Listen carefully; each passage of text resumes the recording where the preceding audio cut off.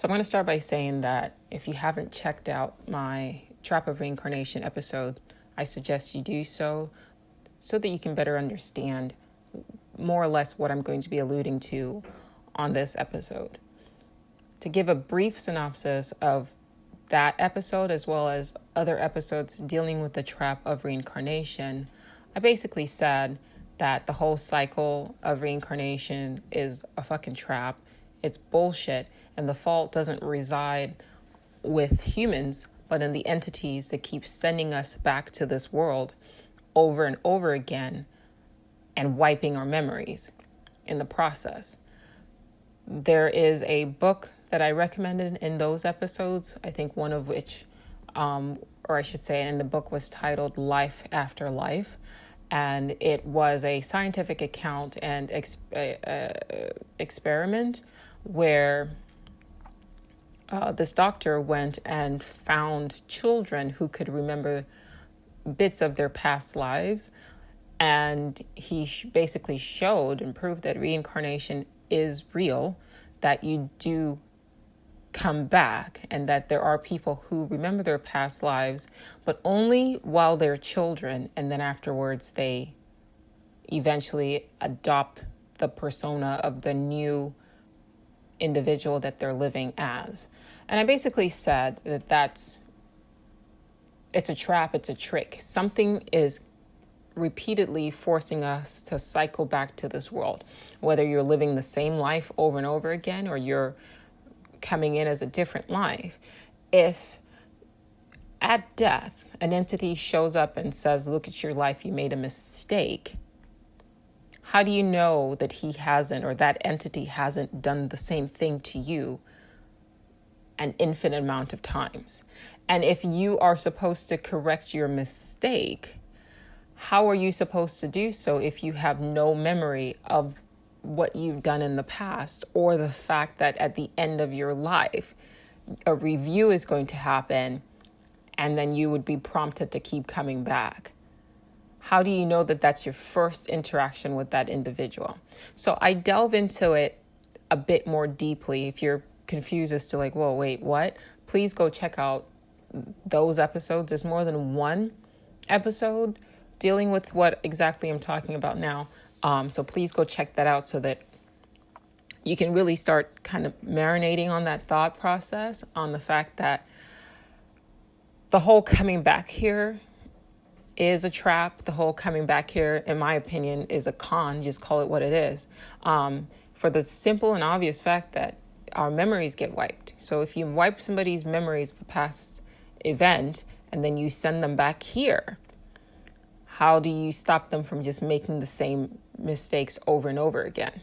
Especially if there's some sort of mechanism that makes it so that once you get up to a certain age, your past life memories start to fade, and you're still left with that feeling of, why are we here? What are we doing here, right? You completely, once you get past a certain age in childhood, that, I don't know what word I want to look, it's that where you basically forget, damn it, I can't think of the word, but you guys know what I'm talking about. Well, that kicks in, and then you have no memory, no recollection of the fact that you have even lived a previous life before. And so in that book, Life After Life, that is one thing that the doctor made note of, that once the kids reach a certain age, they no longer can remember, even being able to remember their previous life, let alone remembering their previous lives at all. And to me, that's a scam. If you want people, if the entities that keep sending us back here legit cared about your improvement as an individual, then why would they wipe your memory, knowing damn well that you're going to just keep making the same mistakes, whether it's in a previous life and you get sent back to that same life, or in a new life, right? If you don't remember what you did wrong, or that you were doing something wrong, or that there was a life before, which majority of people don't even know this stuff. To a lot of you people listening to me right now, this is probably the first time that you're hearing that there's actual scientific fact and scientific proof of children remembering their previous lives. So if you are living in a society, in a culture, in a system that's set up for you to forget your past, then how the fuck are you supposed to even learn from the past so that you can improve your present and do better in your future? Right? Really think about that. And now I'm gonna explain why that is important, why what I just said is important, especially in dealing with what we're experiencing right now in terms of quote unquote race relation. I'm going to start by saying there's only one race. You guys know this at this point. Like, you got to start looking at the human quote race as a fucking as a vehicle, right? Think of it as a Jeep Wrangler, and we're all Jeep Wranglers. We just come in different colors. Like, it's not that fucking complicated. And I don't know why something this simple has caused so much pain in our failure to understand this. I would say the pain that it has caused is probably built in by whoever it is created this reality that we're engaged in right now. I have kind of delved a little bit deeper into those sort of concepts on my other podcast, The Dark Oracle's Guide to the Multiverse. And that one is just 15 episodes. That's it. Everything that I, have to say about the nature of this reality, I do it from a more scientific perspective on those episodes, and I would suggest that you go check that out, particularly Wake Up Neo. The underlining synopsis of the entire series of that podcast is that something here wants you to suffer, and the reason why it wants you to suffer so that the simulation feels more real. So if you're interested at all in that, I suggest you go check out that podcast, particularly the Wake Up Neo episode, which is actually episode 15. So you can start with the last episode and then work your way back and pick whatever titles sound intriguing to you. But we're one race, like your Jeep Wrangler is one car, and we just come in different colors, and each color has its own type of functionality, and that's it. And somehow these differences, quote unquote differences, has been enough to cause pain, suffering, chaos for centuries. And it's dumb. And I don't even blame the human race. I really don't. I blame whatever it is that's behind the construct that created this construct that keeps causing a lot of this to happen, that keeps wiping our memories before sending us back here and having us relive the same bullshit over and over again. So in another episode, I talked about karma in relation to using that Life After Life book as a foundation. And I talked about how Japanese soldiers who had bombed the Burmese ended up coming back as Burmese children. And so that was their karma. So the people that they hurt, they ended up coming back to experience the pain of the people that they hurt. Right. Now, you could, on a surface level, say, well, that's their karma. They deserve that. However, bear in mind that you have to really pause and evaluate what is fair. What is fair? We live in a world where there's like hundreds, if not thousands of different religions, right? And we have no idea what's truth because everybody is claiming to be the truth. So that's your first sort of setback. 2, if we knew better, we would do better, right? If you knew without a shadow of a doubt, if you lived in a system where the knowledge was that without a shadow of a doubt, that if I hurt this person, I'm going to end up coming back as maybe that person's child so that I can feel the suffering of what I caused that person. Yeah, that would obviously change the way you deal with that person, right? But 1, the system doesn't allow for a universal truth where all of us are sort of either programmed to believe or accept. And 2, your past lives keep getting wiped from your fucking memory. So any lessons, like as I'm talking to you right now, I could have reincarnated to this world 6 times or 6,000 times. I have no fucking memory of that. So when I've had that end of life review and they show me my life, I don't know how many times that has happened. I don't know how many incarnations, I've fucked up or made mistakes on. And I don't know how many times this entity has basically told me I, quote, had to come back because they wipe my memory. And so if these are the entities wiping our memories, and yet we're supposed to somehow glean that we're supposed to be decent to each other when we're living in a world that we can't really leave, and we have no idea of what we're doing here or how we got here, and we're literally just scrapping together bits of things that we do loosely and subliminally remember to form some sort of basis of religion. Is it our fault that the world is the way it is? Or is this the motherfuckers who created the construct and keep deleting our fucking memories? Right? So like the episode of Black Mirror, I think it's called White Rabbit. I could be wrong. I just pulled that title out of my ass. But basically, it was in season 1, and it featured this female girl, and she had committed a horrible crime. Okay, so let's start with that. You don't find that out, spoiler alert, until towards the end of the episode, but she had done something horrible. But we are watching her go through this pain and this chaos of, like, she's being hunted. She's being hunted. She's being recorded, and something is, groups of people are filming her. And then she's crying and she's screaming and she's like, what did I do? What did I do? And then they wipe her memory and start the whole entire cycle again. Whoever wrote that episode understands what the fuck is going on here. Because at the end of the episode, you sit back and you're like, okay, what she did was fucked up. But like, she doesn't even remember what she did. So what they're doing to her is equally fucked up. So everybody here is guilty on some level. And so I know that we're programmed to think that any entity that visits you after death, we're in the face of some God or your grandma, is a good being because it's, quote, giving you a second chance. But I really want you to sit with what that actually means. Like, really pause and meditate on what the fuck is actually going on. Everything that I said up to this point right now, sit with that and think about really how fucked up that is.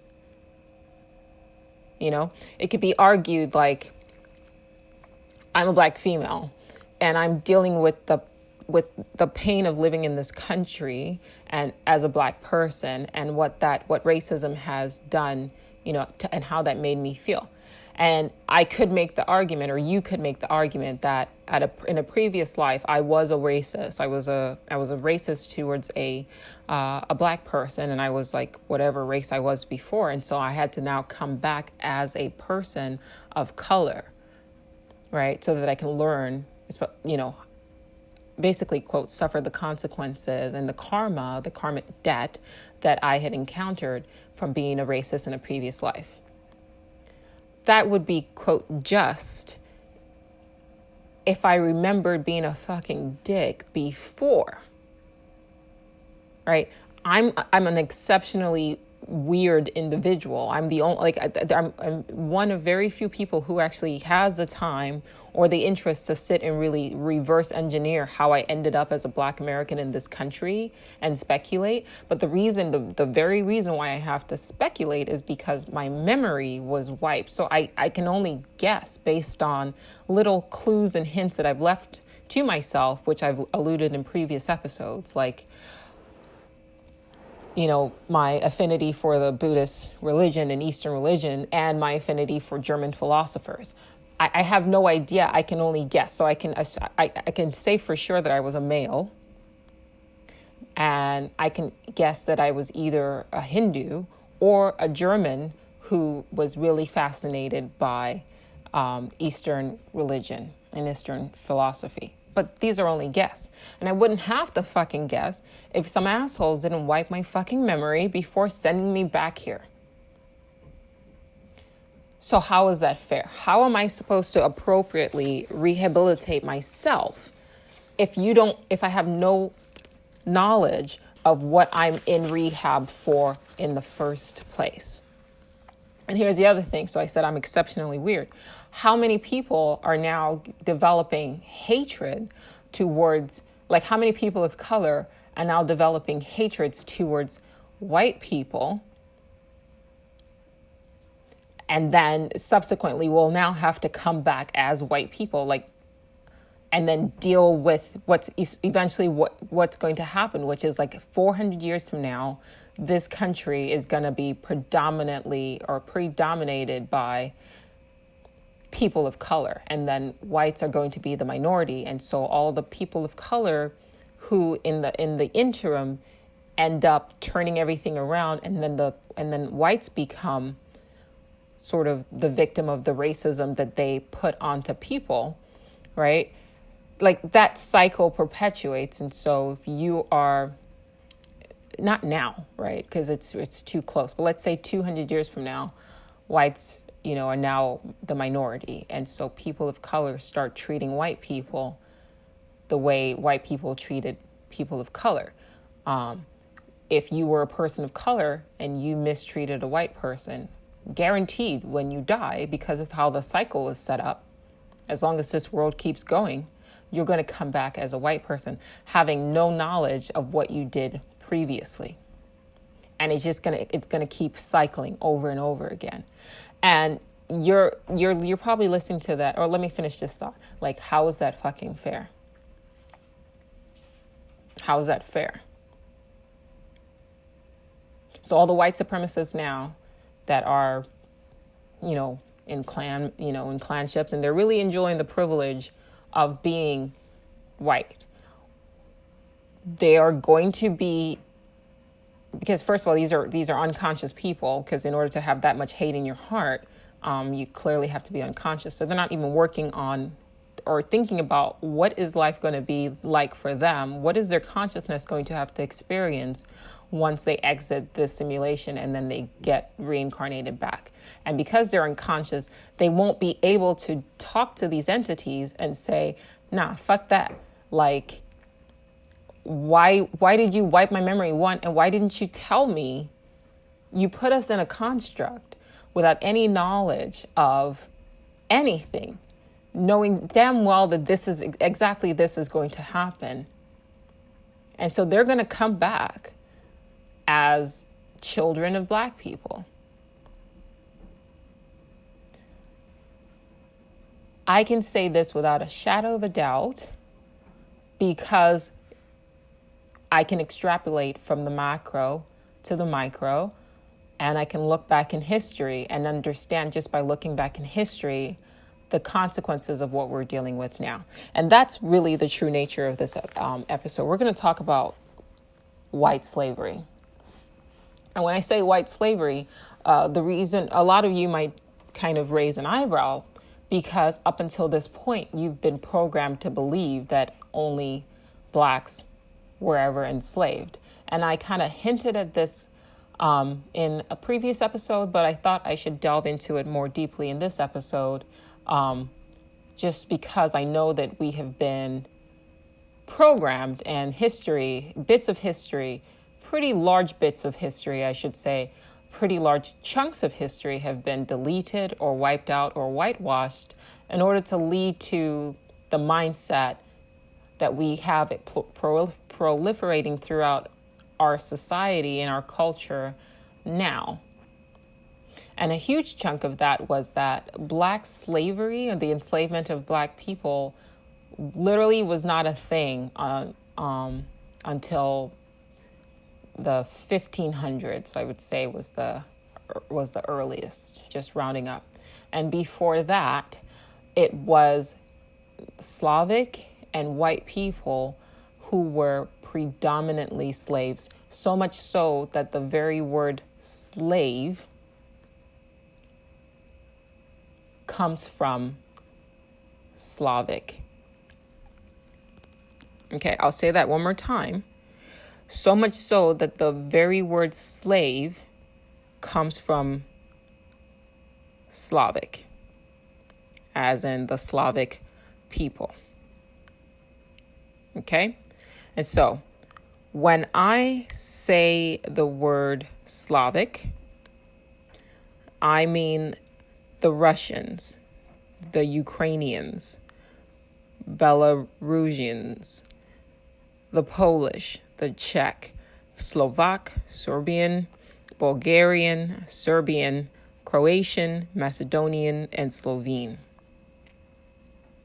These are Slavic people. And from at least from the point of history where I looked, I started looking back to, it was about 400 CE, which is the current era, which used to be called AD, which is after death, but they're slowly changing that so that it's not referencing Christ, the Christian God. So about the 5th century, it was Slavic people who were predominantly enslaved. That's literally where the word came from. In the book Lies My Teacher Taught Me, the author basically explains how education is not what you think. Education isn't, you're not going to school to learn history, not at all.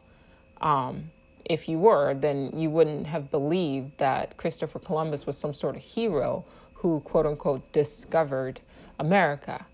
That's programming. You're not going to school to be educated. You're going to school to be programmed. How can you discover something that people are already living in it? But up until most recently, a lot of people, if you ask them who discovered America, without thinking, the response that comes out of their mouth was Christopher Columbus. And that's the nature of education, particularly public education. It is indoctrination, and you are programming people to believe a certain thing. And that is how cultural violence and structural violence is shaped. It starts with what I would call miseducation. Also in the 1900s, they made it illegal, the censorship board made it illegal to depict white slavery. That was also a type of brainwashing and whitewashing of history. They wanted the general public not to see themselves, particularly the 90% of the whites in that culture. They wanted them, the whites, to not see themselves in positions of servitude, and instead wanted it so that when people saw enslavement, they only saw dark skin, thus programming individuals to think black skin and slavery, to link the two together. Even though, like I said, literally the word slavery has the word Slav in it because they were the original slaves in the modern era, in the current era. Okay, at this point, if you are a European American and you're feeling uncomfortable, that's a good thing. This is not meant to turn the screws. It's meant to open your eyes. And I want you to not associate, if you can, really hold on to not associating with the present skin color that you're wearing right now, because it doesn't fucking matter. It doesn't matter because you're not the skin, and your consciousness has always existed throughout history. I'll say that again. Your consciousness has always existed throughout history, and you have incarnated and reincarnated several times as various races. You just don't remember because these assholes wipe your memory.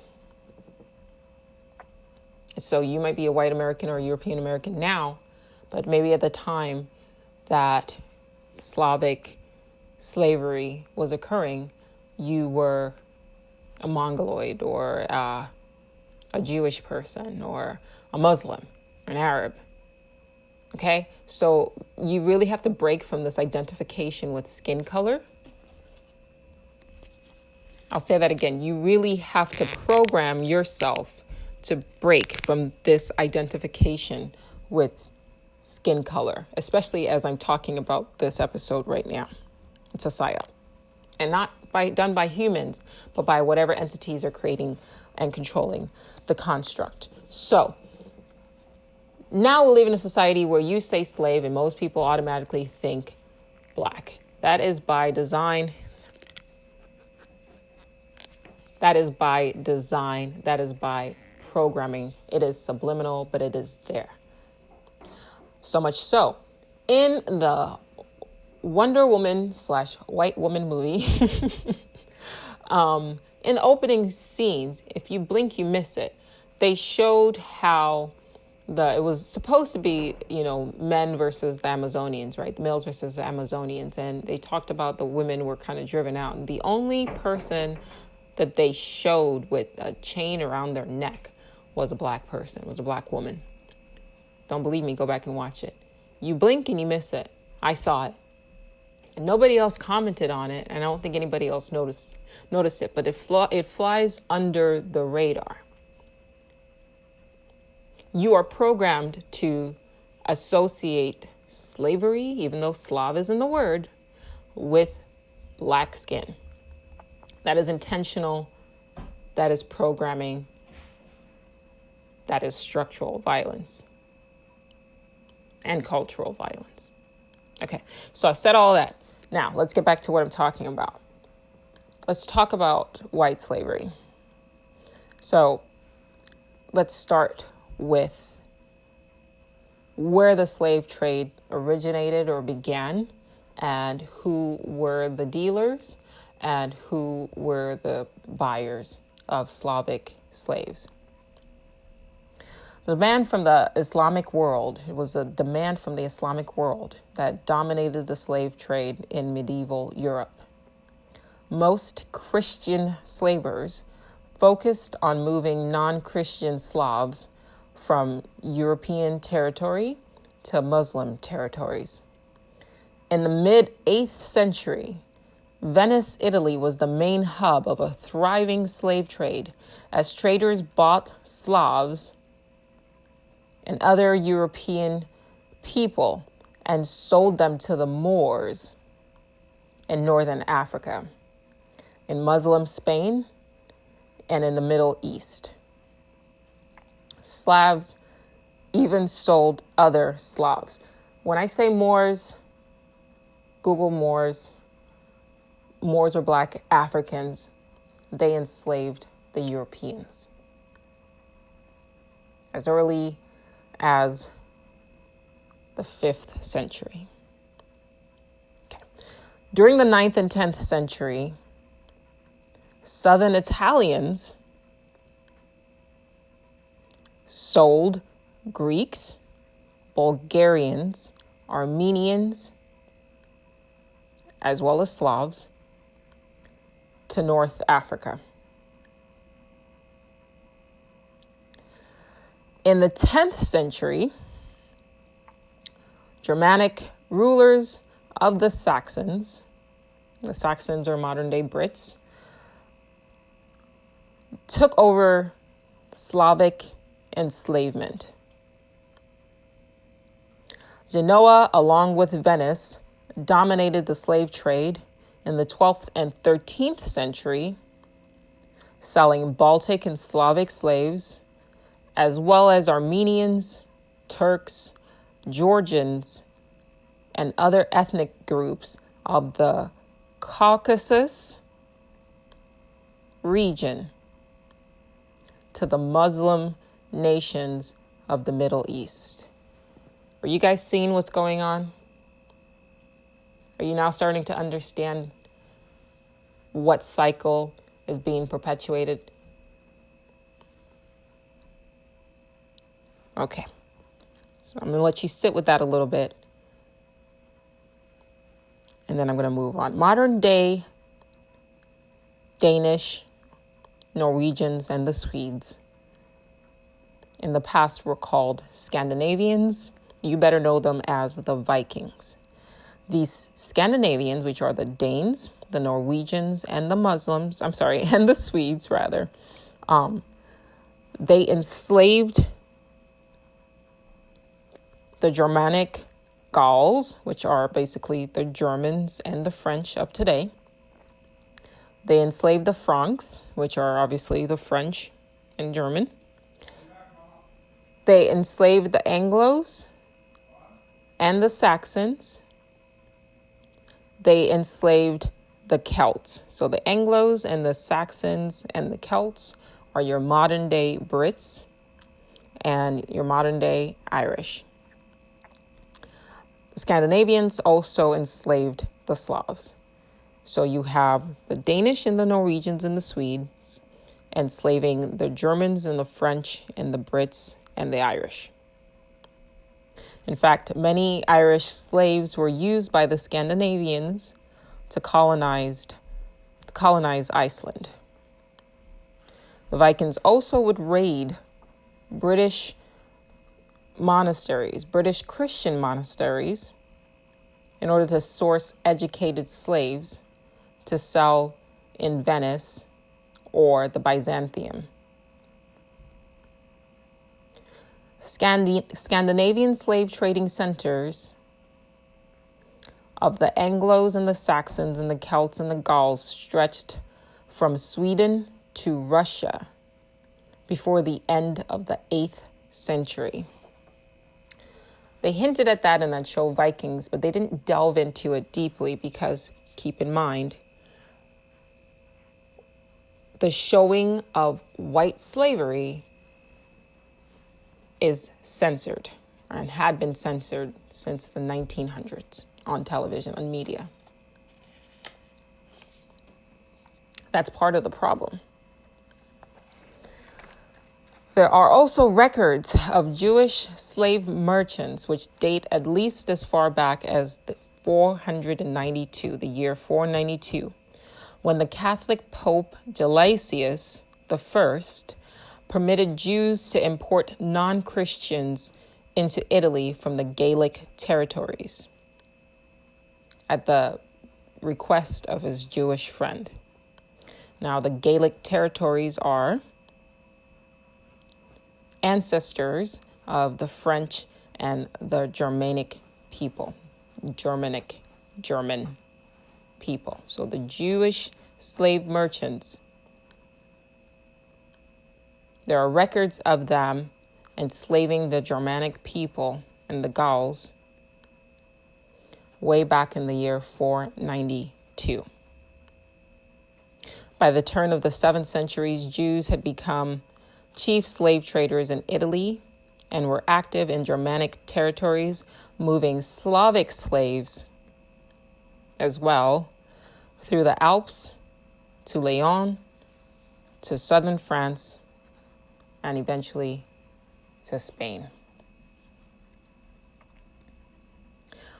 From the 13th to the 18th century, the Mongols, Asians, the Ottomans, and the Turks also traded Christian slaves through a process that they called, quote, harvesting of the steppe. The Mongols enslaved Eastern European peasants from Turkey, Bulgaria, Ukraine, through Russia, and Poland.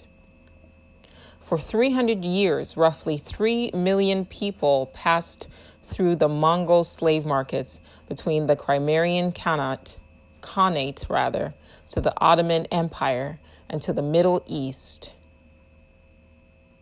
Captive slaves were then converted to Islam. And although most of the flow of slaves was of non-Christians to Muslim countries,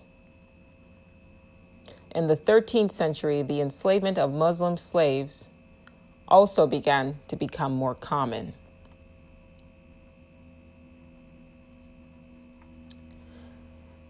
Since trading of slaves was permitted by law only for non-Christians, at the close of the Middle Ages, more European nations became Christianized, which led slave traders to begin looking for slaves from other regions. Also, hostilities between the Christians and the Muslims began to intensify, causing popes of later years and later centuries to forbid slave trades with Muslim countries. as slaves sent to Muslim countries would often become soldiers that were turned and used to fight the Christians.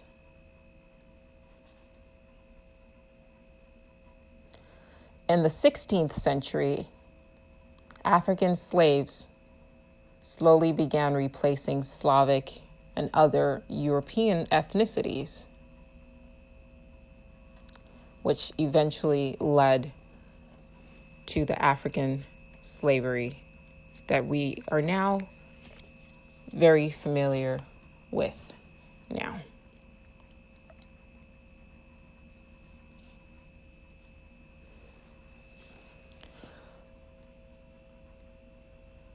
I wanted to give you guys a brief synopsis of a history that the majority of us were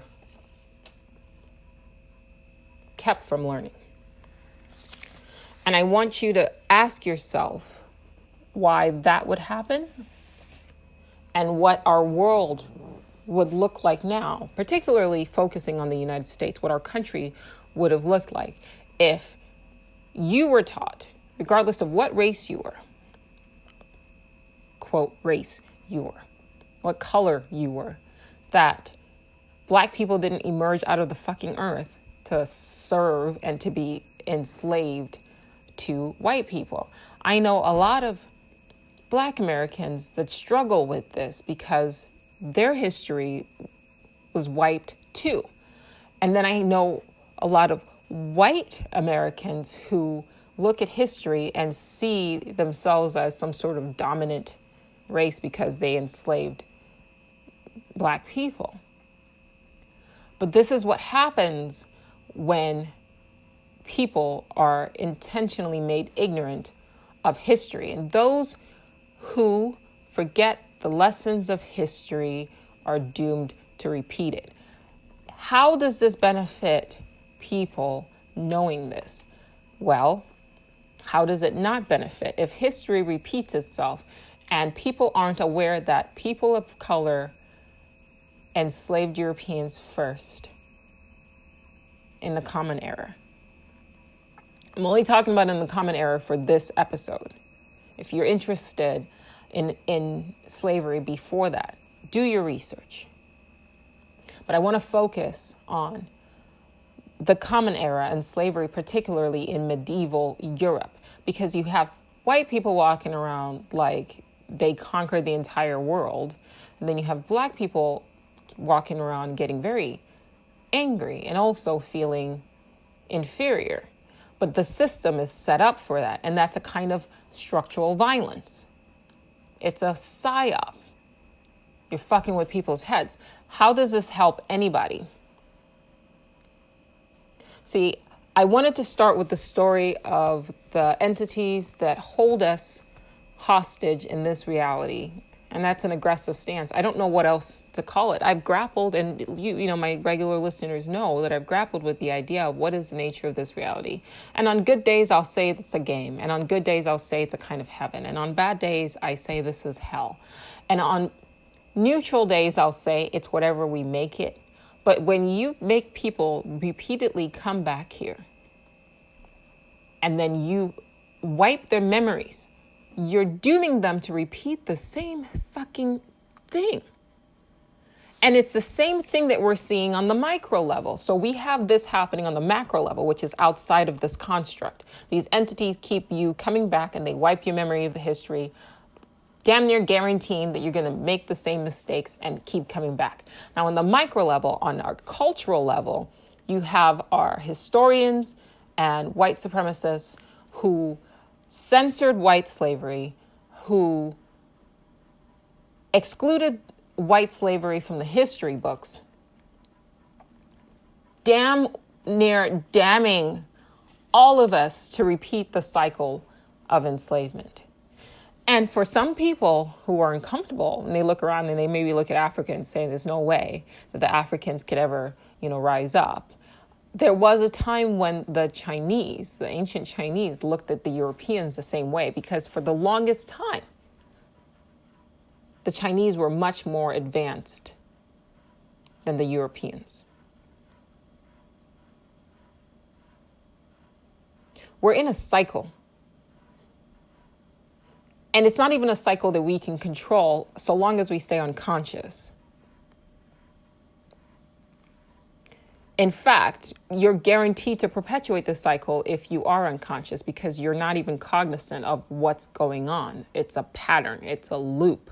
It is programmed in, and it thrives on you being ignorant as to what's happening.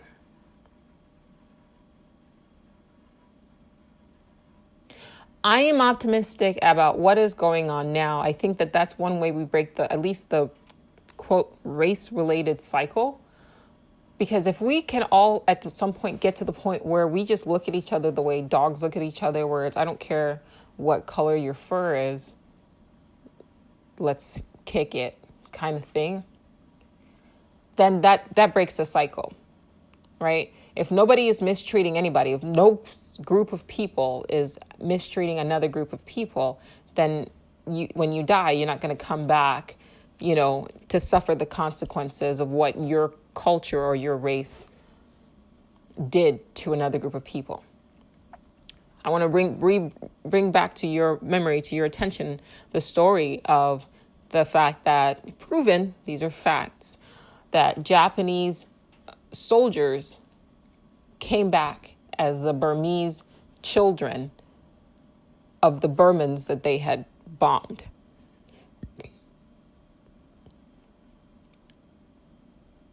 So it behooves all of us to break the cycle now, because at least right now we're aware. If you're listening to this, you're awake, you're conscious right now. So you have the chance and the choice to affect your future right now.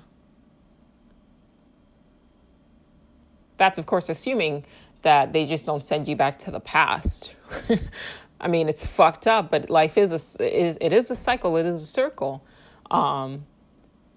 We can protect ourselves from maybe creating a fucked up future where, the cycle perpetuates itself. And it goes from, black people enslaving white people, and now we have white people enslaving black people, which of course is going to then lead to black people enslaving. Like, this shit has been going on back and forth for a very fucking long time. For a very fucking long time. Now, could these entities just send you back? Like, say you're a white supremacist now, and, you either are indifferent to the struggles of people of color, or you legit just have hate in your heart. They could, in theory, just pick you out of now, modern times, and place your ass back in the year 1700s, Virginia, Mississippi, or some fucked up other part of the country, like in the heart of slavery. But clearly, that's not your fucking problem, because if you're listening to this podcast right now, you're listening to this for a reason. The idea is to wake yourself up and get conscious enough while you're living now, so that once you have to face this entity, any idea that once you die, that's it, that's a lie. That's a programmed lie. I said this to my husband. I said, a lot of white people are now waking up and realizing, oh shit, like, I've been low-key racist. I'm low-key a white supremacist. And it's not their fault. It's their programming. Now, imagine you can go 40, 50, 60 years and not even realize that you are, one, benefiting from a system that thrives on the, subordination and sublimation of people of color. And you didn't even think about it, because that's how deep that fucking program is. Share this shit with people. Share this episode with people, because they need to hear this. Side note. But imagine going 50, 60, 70 years, not even realizing what was going on. Black people could see it. Mexicans could see it. Asians could see it. But you have been programmed to not be able to see it until, like, let's say recently this happened. What else have you been programmed to see and believe right now that is false? One of the things that I'm telling you that you've been programmed to believe that is a fault was that you were created. You weren't fucking created. Matter cannot be created or destroyed, and neither can non-matter. Your soul is not matter. You have to extrapolate the macro from the micro and vice versa. Your soul is not matter. Somebody asked me on the YouTube channel, they just saw a comment, who created us? And I haven't responded to them yet, but my instinctive reaction was, who told you you were created? No one fucking created you. That's a lie. I'm telling you right now, accept that shit. You were not created. You need to accept that the way you accept the fact that white supremacy is ingrained in our system. And even though you've lived your whole life and have been unable to see it, it's there. And not just white people need to accept this, but black people need to accept this, and Mexican Americans need to accept this, and Arab Americans need to accept this, so that they can start looking at their behavior and asking themselves, whoa, why did I behave like this? And why have I been censoring myself and pulling myself down? And, because my mind too, I have also been programmed with the mentality of white supremacy. So nobody created you. You've always existed. You can't reincarnate over and over again if you just came into being at birth. The two cannot exist simultaneously. So you have always existed. Your soul is infinite. It's immortal. Your soul is immortal. Nobody created you. I think the bigger question is, who created the construct? But you need to accept that. You need to accept that you weren't created. You also need to accept that when you die, I'm sorry that, if you want to call yourself an atheist, it's cool to say that when I die, that's it. That's a trap. That's a trap. And it's a trap with too much at stake, too many consequences. It's a trap with too many consequences that you can't afford to believe. You cannot afford to believe that when you die, nothing happens, because if you're wrong, there's too much at risk. If you're wrong, it could be an eternity of looping back into the same bullshit. So you can't afford to believe that, one, that you can die, and that, two, when you die, that's it. Because you choosing not to prepare for what happens after that, after death, leaves you open to getting re-injected back into the cycle, into this world, with your memory wiped. This is a heavy topic, but think about everything that I said. A lot of the things I just stated, I didn't want to beat your head, beat you over the head with it. I just wanted you to hear it and let that cycle through your brain. So you pause and think like, fucking karma. We're all living out our karmic debt from past lives. I'll say it 3 times. We are all living out our karmic debt from past lives. We're all living out our karmic debt from past lives. And my thing is, fuck that. In order for this cycle to work, you have to make it so. Humanity, your mind is the most powerful force on this planet, and you have been told that you are insignificant, and that's a fucking lie, like everything else. And so you're told to venerate these, quote, gods, and you're told that these gods are perfect, and that when they say things and when they show up after death and they say go back, you accept their authority. You don't challenge them because you're programmed not to.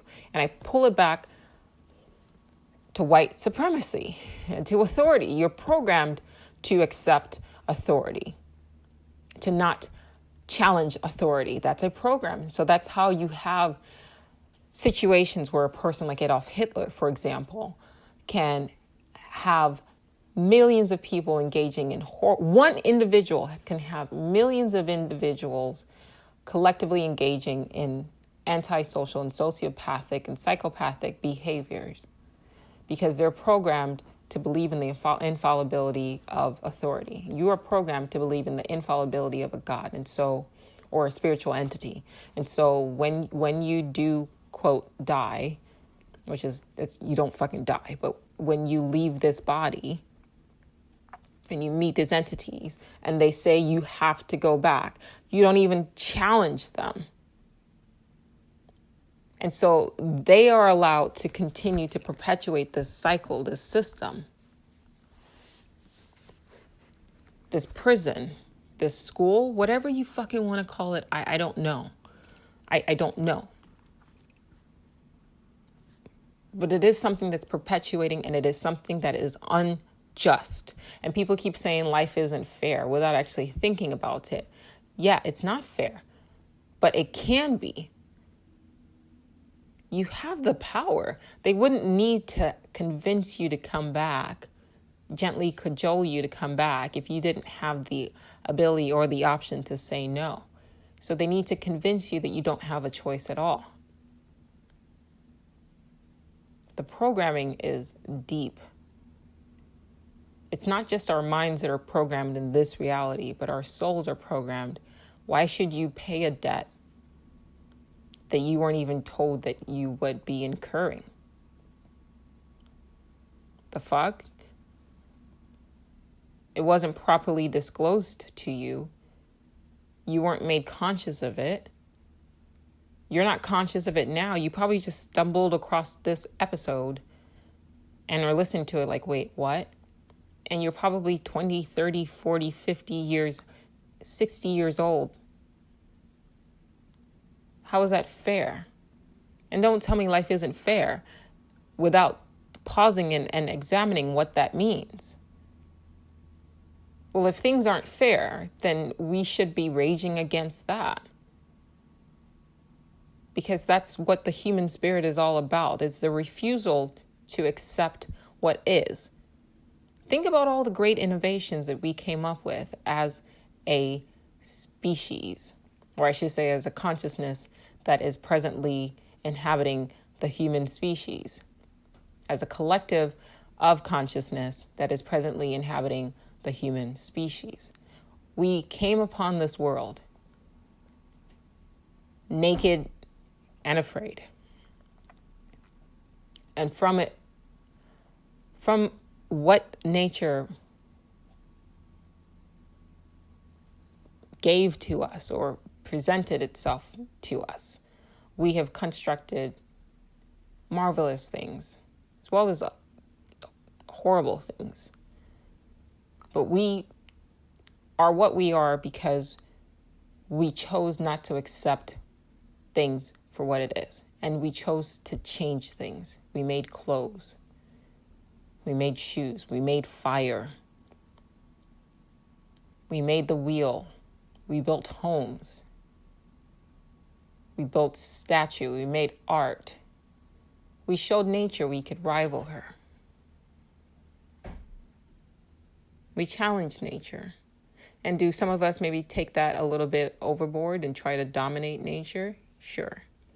But you got to ask yourself, where is that sense of wanting to dominate nature come from? There is that unsettling feeling that we all have that says, something's not right here. I said to my friend, I said, when we want to go and judge other people, you got to really think about it. The spotlight has been placed recently on mental health. And we try to give grace to people who we know are suffering from mental health issues based on their past experiences. But we don't stop to consider what our consciousness, what your consciousness has experienced in past incarnations. You see, I keep saying you have to extrapolate from the macro to the micro and vice versa. If your past life experience, like your upbringing, can affect the kind of individual you eventually become, then and by upbringing I mean your childhood, then your past lives experiences, your past incarnation can also affect your present incarnation now and your behavior now. We are all dealing with some traumatic shit all of our souls, if you want to use the term soul, if you don't want to use the term consciousness, and yes, let's use the word souls, because then you can kind of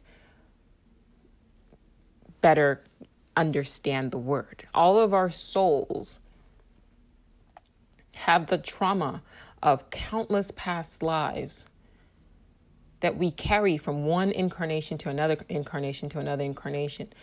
And what's more fucked up about it is that we don't even remember. See, if you go to therapy, and you guys know how I feel about therapy, but I want you to understand the process. If you go to therapy, part of what therapy goes to show you is that in order for you to heal from the past, they try to regress you back to your, to the traumatic event so that you can identify it, talk about it, figure out how it affected you, and then learn and grow from it, right? And a lot of people don't remember what their past traumatic events are, and so they go through life angry or introverted or anxious, not knowing why. And so when they go to therapy, the idea, the concept is that if you can go back and think of your childhood, you can kind of shine the light on these events and then heal from them and then move on.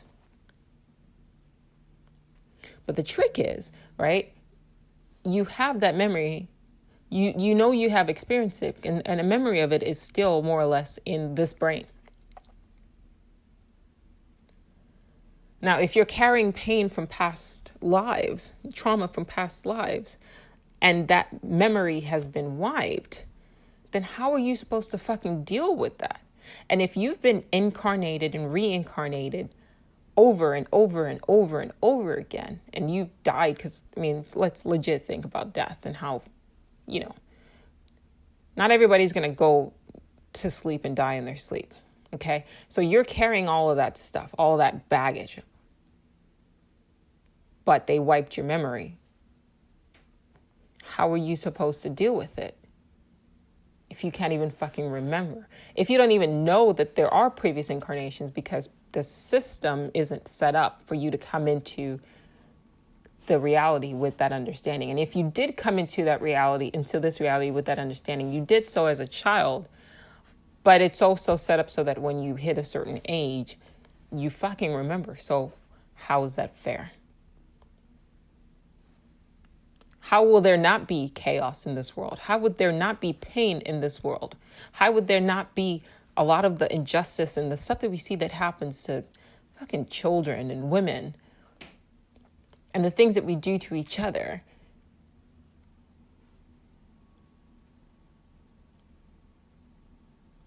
How would you expect this world to be any different than what it actually is now?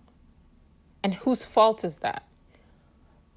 I guarantee you ask anybody, if it's a choice for you to remember your past lives or not,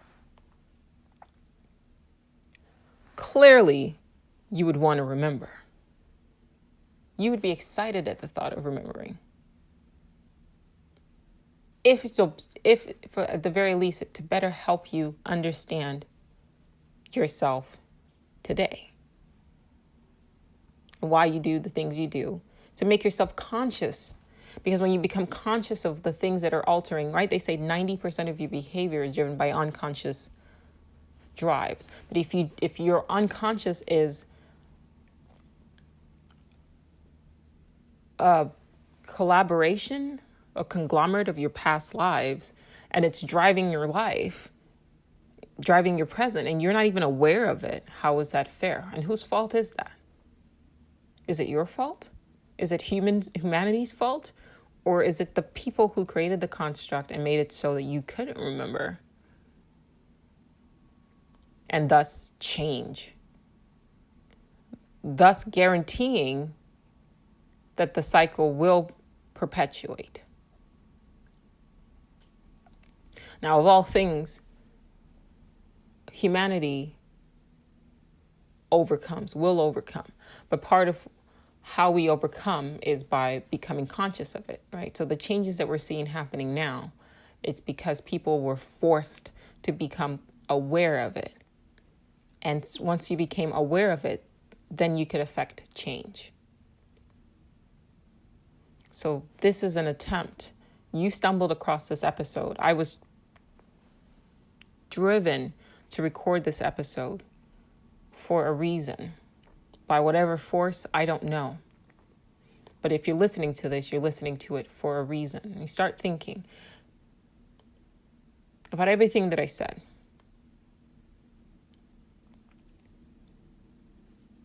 You know, you can break the cycle. We may not be able to access the past. And some people say that you can talk, you can see, you can talk to your higher self. You can somehow glean from using hallucinogenics, magic mushrooms, for example, and communicate with your past or future selves or present selves or whatever to somehow better understand who you are. And that's the healing process. And maybe tap somewhere in your brain, in your mind rather, not your brain, because your brain is, matter, but in your mind, which is not matter, somewhere out there is locked all of your information, and somehow you can access that. I don't know. I've never tried hallucinogenics, so I don't know. I think for me, there are other ways too. Like I said, extrapolate from the macro to the micro and vice versa. Going with what I've told you and what you can observe by looking around you, how, karma works. And what I've said in this podcast and in other episodes, how the cycle kind of perpetuates. What you do to others ends up being done to you. I think being aware of that, at the very least, allows you to pause and stop from reacting so that you can at least control what you can do now. Because that's all you can do right now. As I learn more, I will attempt to share more, because ultimately I want everyone listening and the people they know and care about to be adequately prepared, not just for this world. I want you to be prepared for this world. And that's why I tell you, certain things like, stop watching the news. And the news is obviously created to make people reactive and unconscious. So I want you to be able to properly navigate this reality as best as you can. But I also want you to be properly prepared for what happens after you exit the construct and you have to face these entities one more time. And if I can just reach one person and that one person just looks at this thing and says, no. Because clearly it's a free will multiverse, and that's why they go through all of these efforts in order to force you, to force your hand, to choose something they want you to choose. They can't explicitly make you do something, right? They can't make you come back into the construct, because then to them, they're the bad guys. But they can maneuver you to make the choice. They can condition you to make the choice that benefits them. And so if just one of you listening can, through meditation, through working on consciousness, maybe through hallucinogenics, I don't know what your path is, but if you're working towards that mindfulness of being conscious at your, end of life review, enough to say, when they show your life and say you made a mistake, you have to go back, you can say, you can be your own advocate and say, I don't have to do anything. I wasn't given a choice. You wiped my memory of my past lives. And you put me in a world without any understanding of what the nature of this reality is. And then you put me in situations where I had to do what I felt I had to do based on whatever cultural ideas were imposed upon me. I never had a choice. And so you're telling me I have to go back and live in a system that you allow those outside of the construct, you allow to continue to perpetuate, and you're not making any changes. So clearly you guys like the cycle the way it is. You're seeing all the suffering from outside, and you're okay with this. You're okay with children being hurt. You're okay with us brutalizing each other when you at any point in time can make yourselves known and say, hey, this has been going on for a really long time. Hey, you guys are all one. Like, you really could come out and tell us in a grand way. That would be very easy. And then you could say that we had a choice. But a lot of people are largely ignorant of the nature of this reality and have had to search deeply or reincarnate several hundred times before things start to become familiar enough where they can start going, wait, something's not right here. So I'm sorry. You should be able to say to these individuals, I'm sorry. I'm not going back.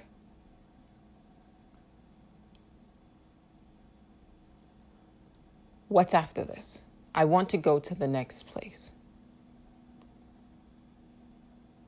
And I know that in Hinduism, they talk about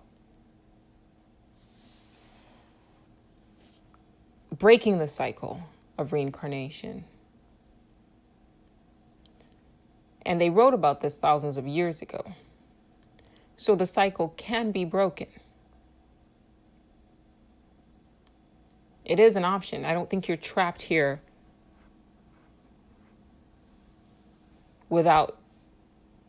against your, quote, will. But I do think that your will is manipulated to benefit the entities that manage the construct. And so the way you do that is while you're here, waiting for that eventual interaction, you can work on being conscious, you can work on being mindful, you can work on being aware and awake and non-reactive and being in control. Not just of yourself, but to a certain level of your reality experience. So I want you to think deeply about everything I said in this episode right now, all the way from starting with the history of white slavery and thinking about, really deeply thinking about how that the withholding of that has shaped our reality experience now. And thinking about what can you do to affect change in the reality.